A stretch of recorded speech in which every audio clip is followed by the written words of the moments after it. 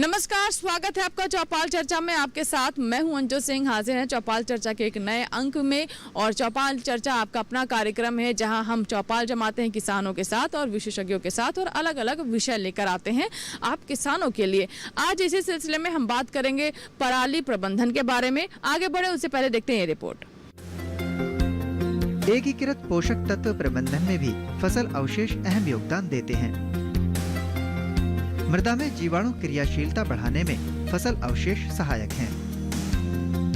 फसल अवशेष प्रबंधन वातावरण सुरक्षा में भी सहयोगी है। दलहन के फसल अवशेष भूमि में नाइट्रोजन एवं अन्य पोषक तत्वों की मात्रा को बढ़ाने में सहायक हैं। फसल कटाई कंबाइन मशीन रीपर युक्त कंबाइन मशीन पर सरकारी अनुदान देय है। फसल अवशेष में उपयोगी रीपर मशीन पर 16,000 रुपए से लेकर 63,000 रुपए तक का अनुदान है। रीपर युक्त कंबाइन मशीन पर 1 लाख रुपए से 1,25,000 रुपए तक का अनुदान है। फसल अवशेषों से बनी कंपोस्ट खाद मृदा की भौतिक, रासायनिक एवं जैविक संरचना सुधारती है। फसल अवशेषों का मल्च के रूप में प्रयोग मृदा सांद्रता सुधार और खरपतवार नियंत्रण करता है। फसल अवशेष प्रबंधन मृदा जीवांश बनाए रखने में योगदान देता है। फसल अवशेष प्रबंधन से मृदा जल धारण क्षमता और मृदा वायु संचार में बढ़ोतरी होती है। कटाई या मड़ाई करने के बाद पौधों के अवशेष बच जाते हैं। फसल अवशेषों को हल या रोटावेटर की मदद से पलेवा कर मिट्टी में मिलाने से भूमि उर्वरता का विकास संभव है। फसल अवशेष प्रबंधन यंत्र खरीद हेतु सरकारी अनुदान दिया जा रहा है। रोटावेटर की खरीद पर 28,000 रुपए से लेकर 63,000 रुपए तक का अनुदान है। फसल अवशेष मृदा में कार्बनिक पदार्थों एवं पोषक तत्वों की मात्रा बढ़ाते हैं। फसल अवशेष फसल उत्पादकता पर अनुकूल प्रभाव डालते हैं। भूमि में प्रति एकड़ 20 किलोग्राम यूरिया में मिलाकर प्रयोग करना भूमि विकास के लिए उपयोगी है। फसल अवशेष जलाने से भूमि के पोषक तत्व नष्ट हो जाते हैं। फसल अवशेष जलाने से मृदा तापमान बढ़ मृदा की भौतिक, रासायनिक एवं जैविक दशा पर विपरीत प्रभाव डालता है। फसल अवशेष प्रबंधन में उपयोगी हैप्पी सीडर पर 28,000 रुपए से लेकर 63,000 रुपए तक का अनुदान है। फसल अवशेष जलाने से मित्र कीटों को भी हानि पहुंचती है। वातावरण प्रदूषण और पशु चारे पर विपरीत प्रभाव पड़ता है। अभी आपने रिपोर्ट देखी और समझा कि जो हमारे किसान फसल अवशेष जला देते हैं उससे कितना बड़ा वो नुकसान करते हैं, ना सिर्फ अपनी भूमि का बल्कि पर्यावरण का, और इसके अलावा मानव स्वास्थ्य पर भी इसका बहुत विपरीत असर पड़ता है। ऐसा ना हो इसीलिए कई तरह के कदम उठाए जा रहे हैं और कुछ कदम सार्थक भी नजर आ रहे हैं। साथ ही हमारे किसानों को जागरूक होने की भी जरूरत है, ये समझने की कि ये कोई रास्ता नहीं है।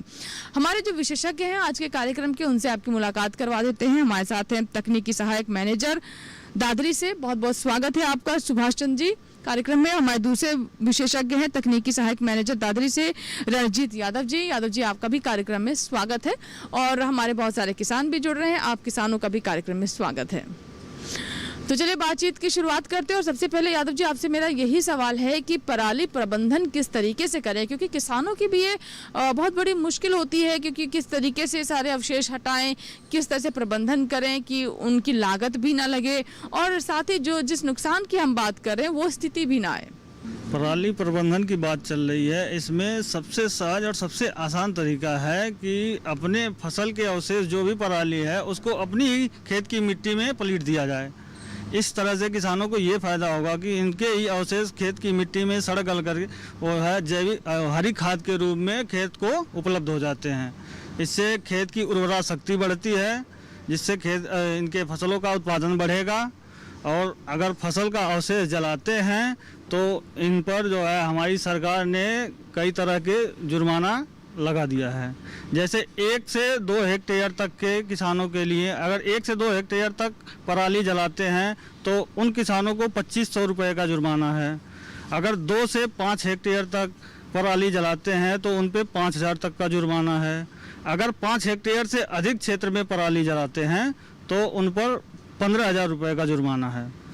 और साथ ही साथ हमारी सरकार ने फसल अवशेष प्रबंधन के कई यंत्र अनुदान पे दिए जा रहे हैं। इसमें 5-6 तरह के यंत्र हैं जो कि 80% अनुदान पर किसानों को दिए जाते हैं। तो ये होगा, बेहतर यही होगा कि किसान भाई इस तरह का यंत्र ले ले या फिर अपने फसल अवशेष को खेत में ही दबा दें, मिट्टी पे पलट करके उसमें जो है पानी लगा दें, तो वो पराली अवशेष जो भी होगा उसमें सड़ जाएगा, सड़ करके हरी खाद के रूप में परिवर्तित हो जाएगा।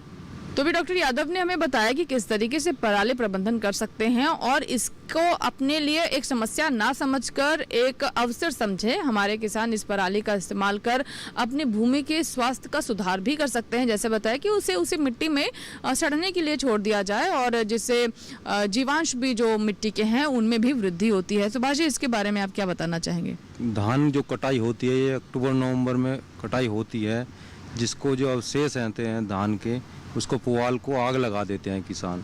और जो एनसीआर है हमारा दिल्ली, इसकी बराबर में हरियाणा है, पंजाब है, वेस्ट यूपी है, इसमें सबसे ज़्यादा धान का उत्पादन किसान करते हैं।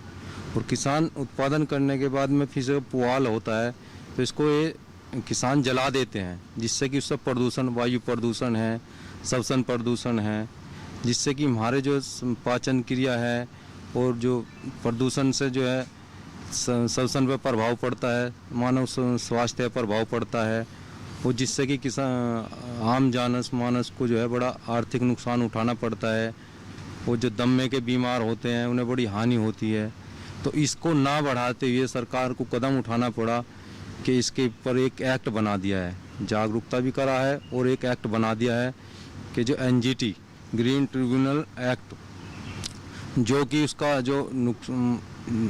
जो किसान ज़्यादा अगर नहीं जागरूकता कार्यक्रम हमारे कृषि विभाग द्वारा प्रत्येक ग्राम पंचायत, न्याय पंचायत पर तकनीकी जो है जानकारी दी जा रही है, संचार के माध्यम से भी है तकनीकी, जैसे व्हाट्सएप है। आज के समय में प्रत्येक ग्राम पंचायत, न्याय पंचायत पे किसानों के, प्रगतिशील किसानों के समूह बनाए गए हैं, उन पे जो तकनीकी भी और जो है एनजीटी की जागरूकता कार्यक्रम की फसल अवशेष किसान ना जलाए उसके लिए जागरूकता कार्यक्रम शिविर लगाए जा रहे हैं।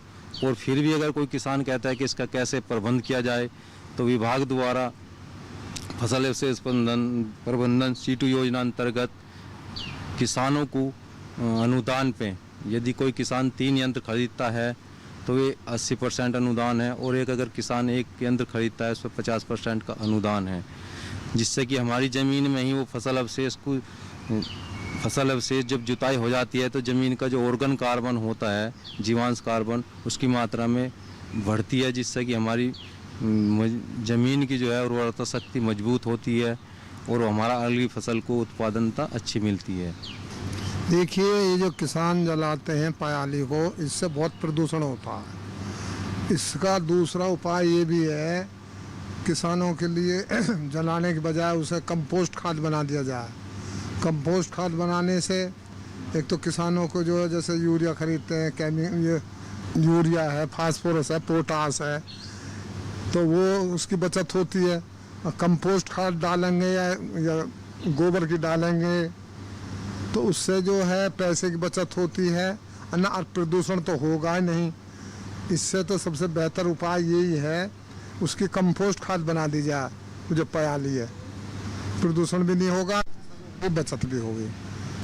बिल्कुल, तो बहुत ही अच्छी बात है कि कंपोस्ट खाद बना लिया जाए। हमारे किसान ने भी ये बात कही है और हमारे अन्य किसान जो हैं, जो कि पराली को एक समस्या समझते हैं, वो भी इन विकल्पों को अपना सकते हैं। कुछ और किसान हैं जो कि हमें अपने प्रश्न बताना चाहते हैं। जी बताइए।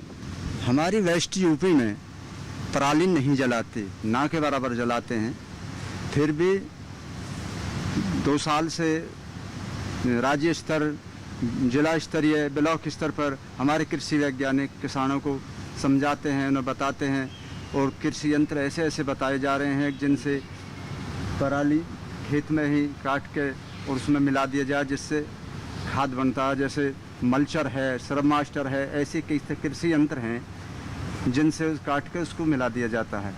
तो भाई इन किसान ने यहाँ पर यह भी सलाह दी है कि मशीनों का इस्तेमाल किया जा सकता है और उनके क्षेत्र में पराली नहीं जलाई जाती है, पुआल को नहीं जलाया जाता है, जो कि एक अच्छी बात है। हमारे अन्य किसान भी मशीनों का इस्तेमाल कर सकते हैं और इसमें कस्टम हायरिंग जो हमारी सरकार की तरफ से प्रोत्साहित की जा रही है कि कस्टम हायरिंग के माध्यम से वो ऐसी मशीनों का उपयोग कर सकते हैं बहुत कम शुल्क चुका करके। तो आइए जानते हैं हमारे एक्सपर्ट से कि कैसे पुआल प्रबंधन कस्टम हायरिंग से यंत्र लेकर हमारे किसान कर सकते हैं। हमारे गौतम बुद्ध नगर में 2019-20 में केवल 17 किसान ऐसे पाए गए थे, क्योंकि सैटेलाइट के द्वारा जो फसल अवशेष को जलाते हैं तो वैसे ना पकड़ में आते सैटेलाइट के द्वारा कि भाई कहाँ अवशेष या धुआं हो रहा है, उसके द्वारा केवल ऐसी 17 घटना थी। और वो भी ऐसी घटनाएं थी जो कि किनारे और डोले वोले पे खड़े रहते हैं, खरपतवार उनको जला दिए गए थे। बाद में जब जांच में पाया गया, फिर भी ये किसान ये कहते हैं कि भाई यंत्र लेने हैं तो कहाँ से कैसे लेंगे। तो अब ये यंत्र जो है ऑनलाइन कर दिए गए हैं upagriculture.com पे। उसमें किसान को सबसे पहले टोकन जनरेट करना होता है। उसमें जो यंत्र लेने के लिए एक समूह है जो कि 10 से 12-15 किसानों का एक समूह बनता है, और जो व्यक्तिगत लेना चाहो किसान तो वो 5 लाख से 15 लाख तक के जो यंत्र खरीदता है किसान, उसको 80% का अनुदान दे हैं। जिसमें जैसे कि मल्टी प्लाऊ है, हैप्पी सीडर है, मल्चर है, जीरो सीड ड्रिल मशीन है, अन्य है। तो जो इस किसान ये ट्रैक्टर भी, उसमें जो बड़ी योजना है जो 18 लाख की है, 15 लाख की है, उसमें किसान को ट्रैक्टर भी दे होता है। तो जो किसान इच्छुक है वो पहले आओ पहले पाओ के आधार पे किसान अपना सबसे पहले ऑनलाइन रजिस्ट्रेशन कर सकता है। वो ओपन पोर्टल है, कोई ऐसा नहीं कि विभाग द्वारा भी होता है, वो जन सेवा केंद्र से या किसान अपने मोबाइल से भी कर सकता है। तो अभी सुभाष जी ने बताया कि कौन कौन से यंत्रों का इस्तेमाल पराली प्रबंधन में किया जा सकता है। हमारे अन्य किसान भी इसे अपना सकते हैं। फिलहाल वक्त है एक छोटे से ब्रेक का। ब्रेक के बाद भी इस चर्चा को जारी रखेंगे। आप देखते रहें चौपाल चर्चा, कहीं मत जाइएगा।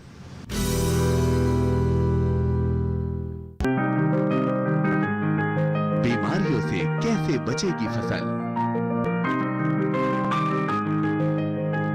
मवेशियों की मुश्किलों का क्या है हल, कहां से लाएं बीज, कितनी लगेगी खाद,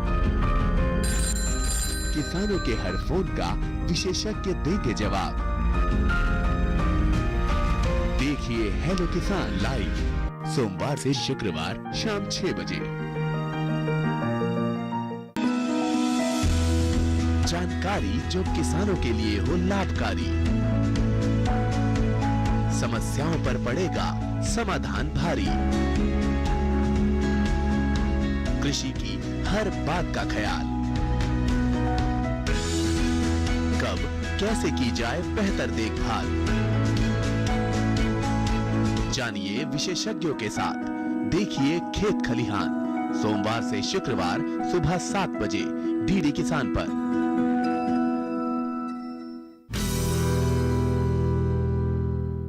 ब्रेक के बाद एक बार फिर आपका स्वागत है। आप देख रहे हैं चौपाल चर्चा और आज के कार्यक्रम में हमारा विषय है पराली प्रबंधन। आइए चर्चा को आगे बढ़ाते हैं। और जैसा कि हमारे विशेषज्ञ सुभाष जी बता रहे थे कि कस्टम हायरिंग सेंटर से अलग अलग तरह के यंत्रों को ले सकते हैं और उन्होंने अपने क्षेत्र में भी इसका लाभ होते हुए देखा है। तो आइए जानते हैं इसके बारे में और विस्तार से। जो 2019-20 में किसानों के यहाँ पे हमने सेंटर दिए थे, हम जो किसान नेक्स्ट होते हैं कि वे कहते हैं कि भाई मल्चर कैसे इस्तेमाल होता है या उसका कैसे प्रयोग होता है, तो हम किसानों को जो है समूह में ले जाके किसान के ही खेत पे उसका हम डेमो दिखाते हैं कि कैसे यूज करते हैं, फील्ड डे कराते हैं, देते हैं। तो उससे किसान देख कर जो है प्रोत्साहन होता है, एक पर जागरूक होता है, तो किसान स्वयं भी फिर उसको यूज कर लेता है। क्योंकि ये थोड़ा यंत्र जो होते हैं महंगा होते हैं, तो ये किसान जो है वहन नहीं कर सकता महंगाई के उसमें, तो इसीलिए वो किसानों को समूह के रूप में दिया जाता है। और जी इसी वजह से किसानों को जो है यंत्र ऐसे होते हैं कि 80% अनुदान पे दिए जाते हैं, जो किसान सब खरीद सकें। किसानों को पराली प्रबंधन के लिए और कौन कौन से उपाय करने चाहिए और वो किस तरह से उपयोगी हैं, आइए जानते हैं हमारे विशेषज्ञ डॉक्टर यादव से। किसान भाइयों को पराली प्रबंधन के लिए सबसे आसान और सबसे सटीक तरीका ये है कि अपने फसल अवशेष को खेत में फैलाकर उस खेत में पानी भर दें और पानी भरने के साथ साथ उस खेत में यूरिया का छिड़काव कर दें। ज़्यादा नहीं, बहुत कम मात्रा में यूरिया का छिड़काव करने से 1 सप्ताह के भीतर ही फसल के सारे अवशेष गल करके सड़ जाएंगे। इस तरह से किसान भाई अगर कोई भी यंत्र नहीं यूज करना चाहते हैं, उनको अगर ये यंत्रीकरण द्वारा ये महंगा लगता है या उनके पास यंत्र नहीं है, तो सबसे आसान तरीका ये अपना सकते हैं। कस्टम हायरिंग के अंदर जो अंतर्गत जो यंत्र खरीदना चाहता है किसान, उसके लिए उसे क्या संपूर्ण राशि जमा करनी पड़ती है या वो जो 80% जो किसान अनुदान देती है उससे अलग जमा करना पड़ता है? तो इसके बारे में बताएं। जहाँ तक कि किसान भाई का सवाल है कि कस्टम हायरिंग सेंटर या CSC द्वारा जो भी यंत्र लिए जाएंगे, किसान को लेना है, इस यंत्र पे टोटल धनराशि पे करना है। हाँ, ये सत्य है कि इस तरह की स्कीम में किसान भाई को टोटल धनराशि पे करना है, चाहे वो अपने पास से करे या बैंक द्वारा लोन करवा लें। बाकी जो है अनुदान की राशि उनके खाते में दी जाती है। जितना भी 40% से 80% जो भी अनुदान उनको मिलेगा वो उन किसान भाई के खाते में भेजी जाएगी। 2 महीने पहले अभी मैंने एक कृषि यंत्र देखा था जापानी टेक्नोलॉजी का। धौलाना एक कस्बा पड़ता है यूपी में ही, वहाँ पे वो जब कंपास टाइप की मशीन होती है ना, उस टाइप का था। वो जड़ से करीब 2 या 2.5 इंच ऊपर से काट के धान को एक साइड निकाल रहा था, उसको बिल्कुल बारीक भूसे की स्थिति में खेत में साथ के साथ फैलाता जा रहा था। अगर इस तरह के यंत्र हम किसान भाई यूज करेंगे तो पराली जलाने की कोई भी आवश्यकता नहीं होगी। तो दूसरा, हमारे पश्चिम उत्तर प्रदेश में लघु और सीमांत किसान हैं, वहाँ पे पराली वो छोड़ते ही नहीं है। चारे के रूप में उसकी व्यवस्था अपने घर के पशुओं को चराने के लिए, खिलाने के लिए इस्तेमाल कर लेते हैं या व्यापारियों को बेच देते हैं, जो डेयरियों में ले जाके उसको वितरण करते हैं। जी, तो हमारे किसान की तरफ से एक बहुत अच्छा ये सुझाव था कि किस तरीके से पराली का इस्तेमाल किया जा सकता है। इसका इस्तेमाल कमर्शियल इस्तेमाल भी होता है, कई ऐसे उद्योग हैं जहां इनका इस्तेमाल किया जा सकता है, और साथ ही हमारे जो पशु हैं उनके चारे के लिए भी इसका सही मात्रा में उपयोग किया जा सकता है। हमारे विशेषज्ञ क्या इससे जुड़ा हुआ क्या उनकी सलाह है, क्या राय है, आइए जानते हैं। जो पुआल है उसको, पुआल को जो है ना एक बिजनेस के पर्पस से, जैसे हर एक कोई भी चीज आइटम होता है पैकिंग के लिए, जो चीनी के बर्तन होते हैं या कांच के बर्तन होते हैं या और महंगे बड़े होते हैं, उनमें भी ये इस्तेमाल की जाती है पुआल। उसे भी किसान जो है इकट्ठा करके जो व्यापारियों को बिजनेस के पर्पस से यूज कर सकते हैं। तो पुआल के कई तरह के उपयोग हैं जिसके बारे में अभी सुभाष जी ने हमें जानकारी दी है। बस ज़रूरत ये है कि हमारे किसान जो विकल्प हैं उनको चुने और उनकी तरफ आगे बढ़ें। इसी के साथ ही वक्त हो गया है चौपाल चर्चा में एक छोटे से ब्रेक का। कहीं मत जाइएगा, ब्रेक के बाद भी चौपाल चर्चा में इस चर्चा को हम आगे बढ़ाएंगे।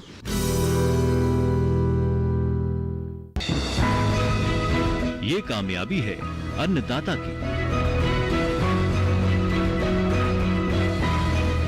ये कहानी है खेत और खलिहानों की।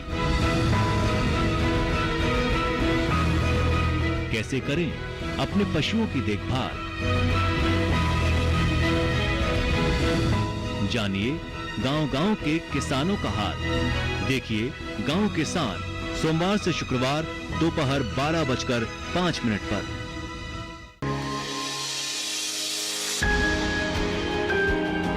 सहेजें कण कण को, सुंदर दे रूप रंग आकार, स्वस्थ जीवन रहे जमीन पर, इंद्रधनुष हो साकार। देखिए प्रकृति की ओर, गुरुवार सुबह 9:30 पर।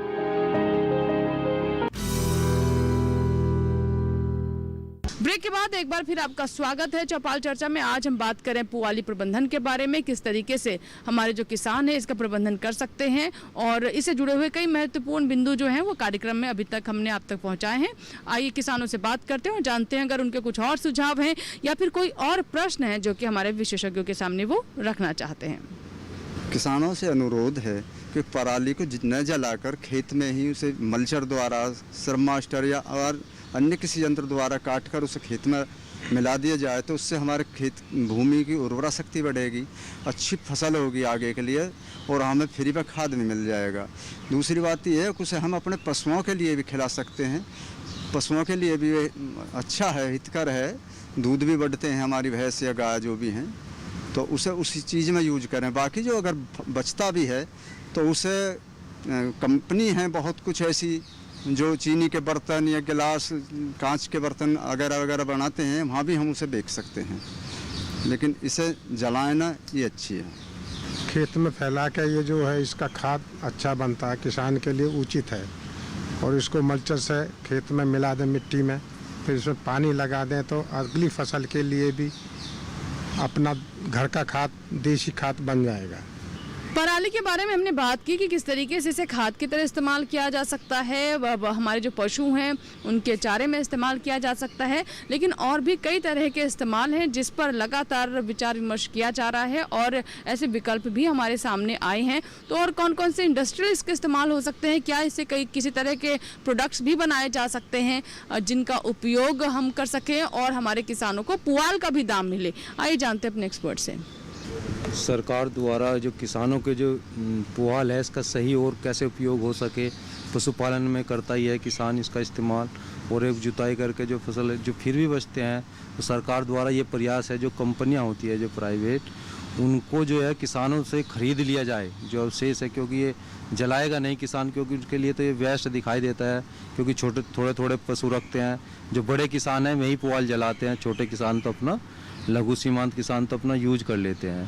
तो उन्हें बड़े किसानों को फसल अवशेष न जलाए, तो कुछ कंपनियों को ऐसा दिया गया है कि जो गत्ता फैक्ट्री हैं या उसमें यूज कर लेते हैं, तो छोटे छोटे किसानों से खरीद लेते हैं और ख़रीद करके उसको अपना एक इस्तेमाल कर लेते हैं उद्योग में, उससे किसान का इसका पुआल का निस्तारण हो सके। पराली से एक गत्ता बनाया जाता है जो किताबों के ऊपर चढ़ाया जाता है, या बहुत से उसमें गत्ता इस्तेमाल होता है, तो इससे ये भी फ़ायदा, कंपनी बहुत सी गत्ता बनाती है उसे बेच देते हैं किसान, उससे फ़ायदा भी होगा और प्रदूषण भी नहीं होगा। ये से बहुत बड़ा फ़ायदा, प्रदूषण से बचेंगे और किसान की आमदनी बढ़ेगी, आय बढ़ेगी। जैसे कि छोटे और लघु उद्योग अगर किसान खुद शुरू करना चाहता है तो पराली के माध्यम से भी ऐसे कई उद्योग हैं जिनको शुरू कर सकते हैं। जैसे कोई भी किसान अगर फलों की खेती कर रहा है तो फलों की ग्रेडिंग के बाद पैकिंग में पराली का बहुत महत्वपूर्ण काम है, और इससे पहले भी चर्चा हो चुकी है कांच के बर्तनों को पैकिंग करने के लिए और तमाम तरह की ऐसी प्रोडक्ट हैं जिनको पैकिंग के लिए पराली का महत्वपूर्ण अधिक होता है, इस तरह का उपयोग कर सकते हैं। तो ये था हमारा आज का चौपाल चर्चा, जिसमें हमने आज पराली प्रबंधन के बारे में बात की और इस चर्चा में बहुत सारी बातें सामने निकल कर आई। किसानों ने भी अपने अनुभव साझा किए कि ये ज़रूरी नहीं है कि आप अपने खेत को खाली करने के लिए पुआल को जलाए ही, और कौन कौन से इस्तेमाल हैं इसके बारे में भी हमने आज आपको जानकारी दी। बहुत बहुत शुक्रिया आप सब किसानों का, आप कार्यक्रम में शामिल हुए, अपने अनुभव साझा किए और हमारे एक्सपर्ट तक अपने प्रश्न पहुँचाएँ। आप दोनों मेहमानों का भी कार्यक्रम में बहुत बहुत शुक्रिया जुड़ने के लिए, और आशा करते हैं कि आज कार्यक्रम में जो आपने जानकारी दी है हमारे किसान ज़रूर उनका उचित इस्तेमाल करेंगे। इसी के साथ ही आज के चौपाल चर्चा में फिलहाल इतना ही। नए अंक में नए विषय के साथ, कुछ और किसानों के साथ और नए विशेषज्ञों के साथ आपसे फिर होगी मुलाकात, लेकिन आप बने रहें दूरदर्शन किसान के साथ। नमस्कार।